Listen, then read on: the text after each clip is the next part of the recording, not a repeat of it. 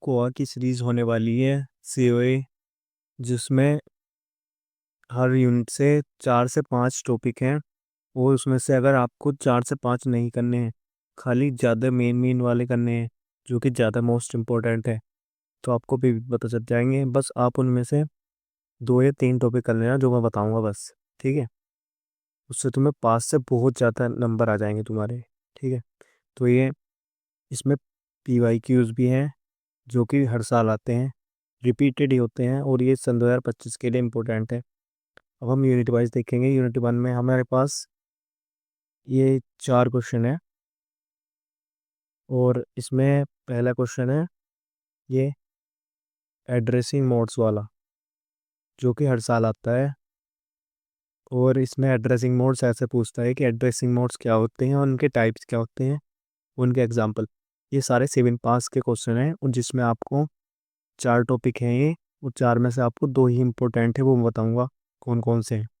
अगर तुम्हें 4 नहीं कर सकते तो खाली 2 कर लेना।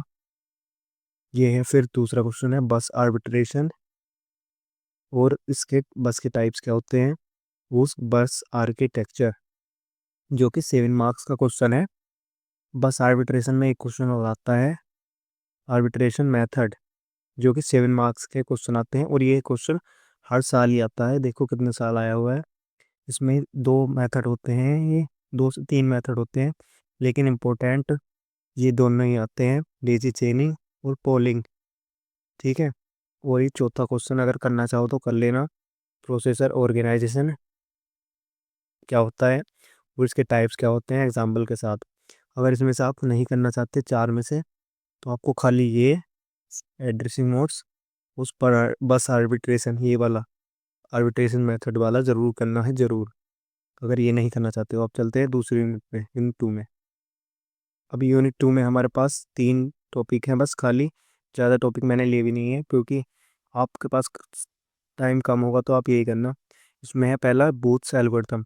बूथ्स एल्गोरिथम में क्या होता है, इसमें इसका एक डायग्राम या स्ट्रक्चर जो भी कह लो वो होता है, वो पूछता है। और इसमें न्यूमेरिकल तो पक्का ही आता है, ये क्वेश्चन तो हर साल ही आता है, ये समझ लो।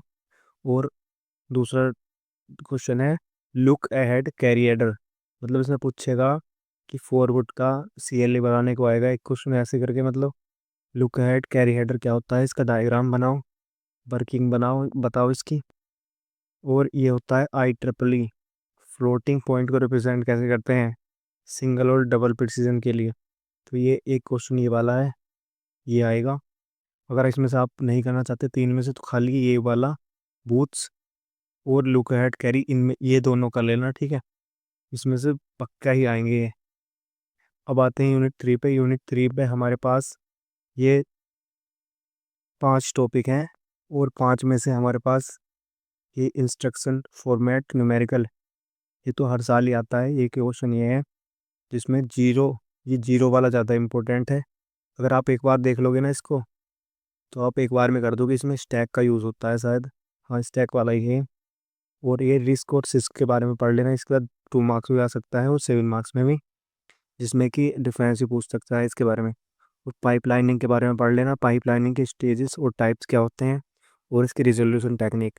अब आता है चौथा question, hardwired versus micro program control. तो इसमें इसका ब्लॉक डायग्राम पूछता है, इन दोनों में डिफरेंस जरूर याद कर लेना, डिफरेंस पूछता है। और डिफरेंस याद करोगे तो एडवांटेजेस खुद याद हो जाएंगे। ये भी बहुत बार पूछा गया है। अगर लास्ट क्वेश्चन याद करना चाहो तो एक इंस्ट्रक्शन साइकिल कर लेना। अगर इनमें से भी नहीं करना चाह रहे हो, तो खाली ये इंस्ट्रक्शन फॉर्मेट और हार्डवायर्ड और mic versus micro program control unit, इन दोनों को जरूर याद कर लेना, इनका डायग्राम। खाली ये दोनों इस वाले यूनिट में से कर लेना, यूनिट 3 में से। अब चलते हैं यूनिट 4 पे। अब यूनिट 4 में हमारे पास 6 क्वेश्चन है, लेकिन 6 में से भी आपको बहुत शॉर्ट करके बता दूंगा कि आपको कौन कौन से करने हैं। इसमें पहला क्वेश्चन है कैचे मेमोरी मैपिंग। तो ये मैपिंग का क्वेश्चन आता ही है, ये हर साल आता है, 100% चांस है इसके आने के। इसमें 3-4 प्रकार की भी होती है मैपिंग, एक तो डायरेक्ट, एसोसिएटिव और सेट एसोसिएटिव। इस पर न्यूमेरिकल भी पक्का ही आता है, न्यूमेरिकल आता है, इसके टैग्स और इंडेक्स और बर्ड फील्ड बताने पूछता है। ठीक है, अब है आपका virtual memory. Virtual memory concept, इससे पढ़ लेना आप, इसका कॉन्सेप्ट क्या होता है, ये वाला क्वेश्चन इंपॉर्टेंट है। तीसरा क्वेश्चन तो बहुत इंपॉर्टेंट है, जिसमें आपको मेमोरी का ऐसे करके एक वो होता है, वो पूछता है, मतलब ट्राइंगल टाइप का मेमोरी का डायग्राम होता है, जिसमें तीन चार ये तो बहुत हल्का है, ये वाला क्वेश्चन जरूर कर लेना इसे, ये बहुत बार आया हुआ है। अगर करना चाहो तो 2D और 2.5D मेमोरी ऑर्गेनाइजेशन कर लेना है, 2 नंबर में भी आ सकता है इसका ये।